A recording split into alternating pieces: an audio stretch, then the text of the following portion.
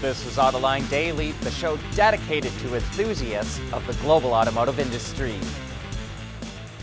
Stellantis is forming a partnership with LG Energy Solutions to open a battery manufacturing plant in North America.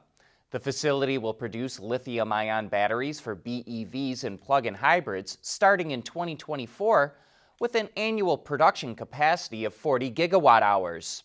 The companies didn't announce where the plant will be located, but they plan to break ground in the second quarter of next year.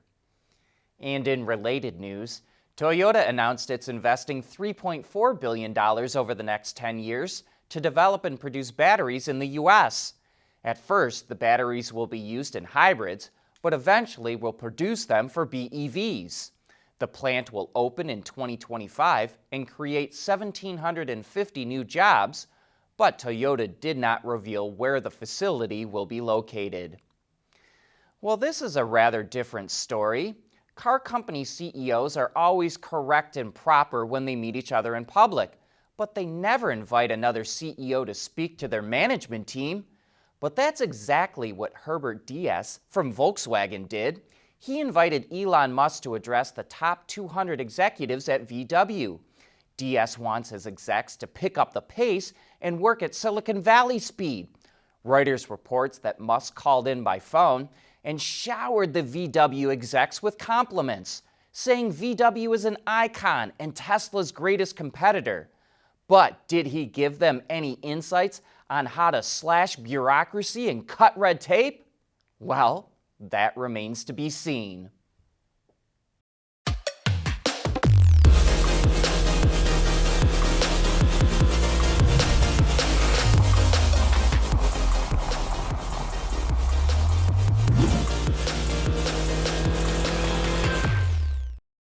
We want to know what drives your testing. OTA, connected car, diagnostics, remote testing. Intrepid Control Systems is here to help you work from anywhere. Intrepid Control Systems, driven by your data. Another week and another new startup. Meet the Indi EV. It's a great-looking car, but the company is a bit of a mystery. We talked to several people in the company when it was unveiled virtually in Los Angeles last week, but no one would say who started the company, who runs it, or how it's being funded. That's a secret. Indi says it will start selling cars at the end of next year, but it does not have anyone lined up to manufacture it, and it will not say where it's getting its batteries. Indi claims the car will have a 95 kilowatt-hour battery pack that delivers 275 miles of range, and this all-wheel drive 5-seater will do 0 to 60 in 5.5 seconds. Prices will range from $45,000 to $60,000, not including any incentives. That's all pretty good, and the design execution suggests the company knows what it's doing. But until we know more, well, let's just say, we're skeptical. Foxconn has massive plans to expand into the auto industry and revealed some of those plans at a recent tech event. The big splash was the 3 EVs it showed off. The first, called the Model C, is an SUV built off its dedicated EV platform that will have up to 700 kilometers or 434 miles of range and do 0 to 100 kilometers an hour in as fast as 3.8 seconds. The next is the Model E, an electric sedan developed with Pininfarina that will have up to 750 kilometers or 466 miles of range, 750 horsepower, and do 0 to 100 kilometers an hour in 2.8 seconds. Last is a large bus called the Model T that's estimated to get more than 400 kilometers or about 250 miles of range. But Foxconn wants to do more than make EVs. It also has plans to launch an open software platform and other solutions that allow for increased computing power, data sharing, and OTA updates. To reach that goal, Foxconn is establishing a new software R&D center, which will require it to hire more than 1,000 engineers over the next 3 years. No timetable was given for all of this to happen, but says it will share more on its progress soon. Mobility is becoming electric. connected and autonomous, just like the manufacturing world. But we'll always be one thing: a reliable partner for our customers.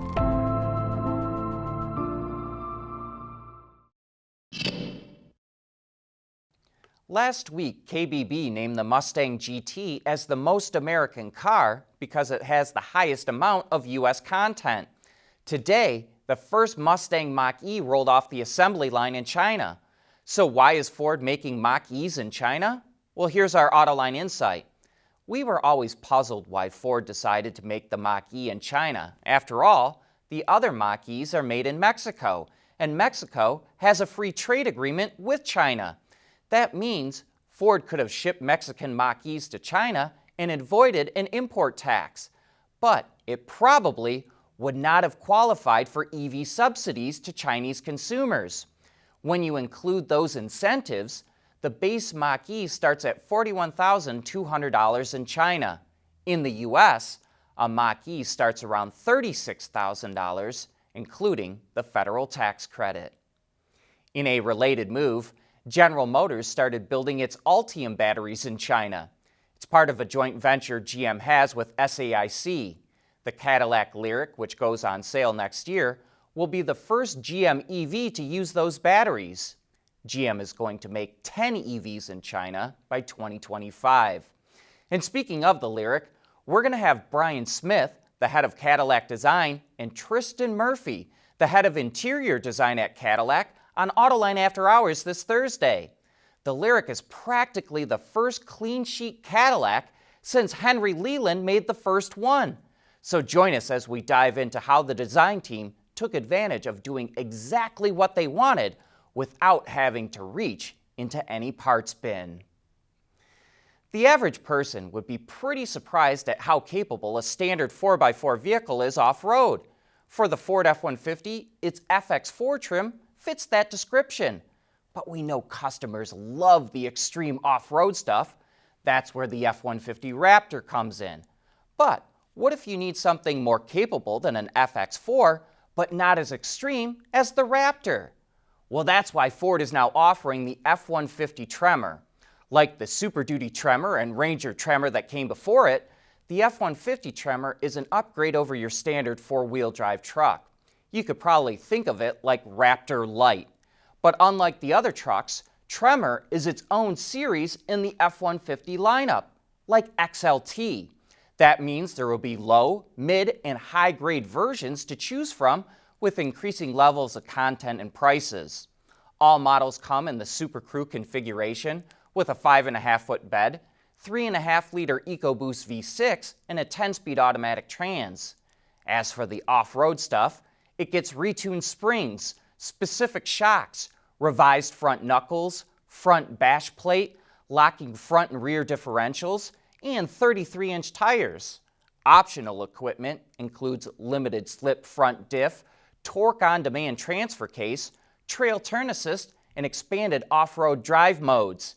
And it's amazing how capable some of these features, like trail turn assist, make the F-150 Tremor off-road. With trail turn assist on, it locks the inside rear tire to shorten the turning radius on tight corners, which is extremely useful for a big truck like the F-150. It's a great asset to have the size and capability of a truck, but the turning radius of a compact car. We also like using the one-pedal drive mode over a rock crawling obstacle. This allows the driver to press the accelerator pedal to move forward and release it to brake, rather than having to modulate the brake and accelerator pedals together. The F-150 Tremor also looks the off-roading part.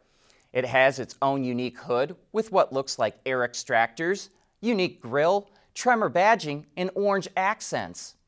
I am a little surprised there's not more that ties all of the Tremor trucks together. For example, why not use the same accent color? But that's a minor thing that most customers probably don't even care about. What they do care about is price. And the F-150 Tremor starts at just over $51,000 and goes up to over $64,500, including destination charges. But that wraps up today. Thanks for joining us.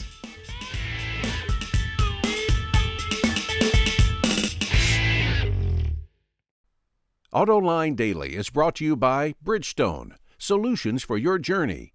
Intrepid Control Systems, over-the-air engineering, boost your game. And by Scheffler, we pioneer motion.